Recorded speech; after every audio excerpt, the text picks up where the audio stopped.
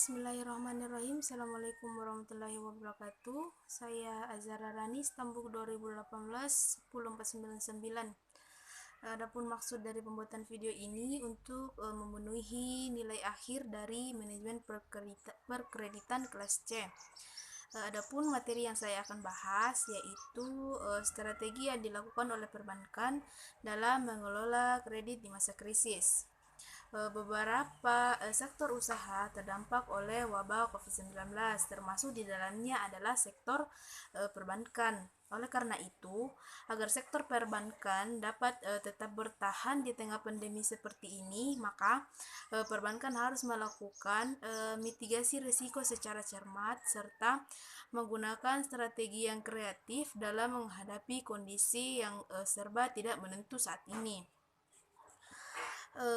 Adapun strategi yang dapat dilakukan di tengah pandemi seperti ini, yang pertama yaitu bank harus mengelola mitigasi risiko yang tepat. Maksudnya itu bank harus punya peta navigasi baru untuk dapat menghadapi krisis yang ada. Kemudian yang kedua yaitu bank harus fokus pada industri yang prospek untuk dibiayai. Maksudnya ini yaitu bank harus melakukan tebang pilih pada sektor usaha yang eksis atau berkembang di tengah merebaknya wabah corona ini. Adapun sektor-sektor yang dimaksud seperti agribisnis, telekomunikasi, retail e-commerce, farmasi, produk-produk pembersih, dan alat-alat kesehatan. Kemudian yang ketiga yaitu digital banking. Layanan produk dan jasa harus dikonversi menjadi digital banking. Proses ini harus dilakukan atau harus berjalan secara bertahap, dan inisiasinya itu dilakukan secara terus-menerus. Namun, tidak semua produk dan jasa harus menggunakan digital banking. Terdapat bisnis inti yang masih membutuhkan fungsi dari unsur manusia. Kemudian yang keempat yaitu adanya inovasi dan kreativitas bank. Corona ini menuntut bank untuk harus semakin berinovasi. Misalkan, bank saat ini tidak hanya menuntut pembayaran angsuran dan bunga kredit oleh debiturnya, namun bank juga harus memikirkan untuk dapat membantu nasabah melalui penjualan produknya. Kemudian yang kelima yaitu menggunakan tool Zoom untuk on the spot atau OTS. Ketika pemerintah mengharuskan social distancing atau physical distancing, maka harapannya itu respon bank ialah dengan memberlakukan verifikasi jaminan kredit di lapangan atau OTS atau on the spot melalui video call atau by Zoom.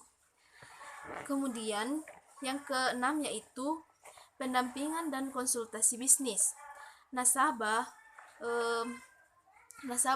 UMKM yang bisnisnya terganggu akibat COVID-19 mendapatkan pendampingan dan konsultasi bisnis oleh staf bank, yaitu relationship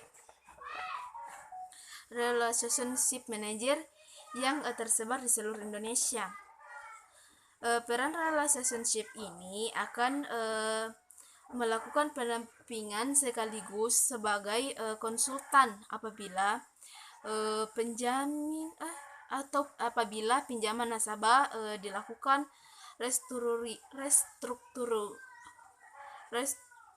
restrukturisasi sehingga proses restrukturisasi tersebut berjalan dengan lancar. Kemudian strategi yang terakhir atau yang ketujuh yaitu program tanggung jawab sosial perusahaan atau Corporate Social Responsibility atau KSR melalui pendidikan dan pelatihan online.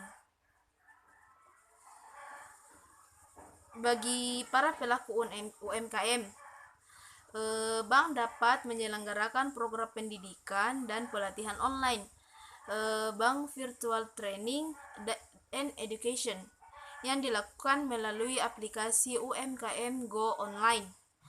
Nah, ini merupakan upaya untuk terus mendorong para pelaku UMKM untuk meningkatkan kapasitas diri dan usahanya pada COVID-19 ini. Demikian materi yang bisa saya sampaikan. Billahi taufiq wal hidayah. Wassalamualaikum warahmatullahi wabarakatuh.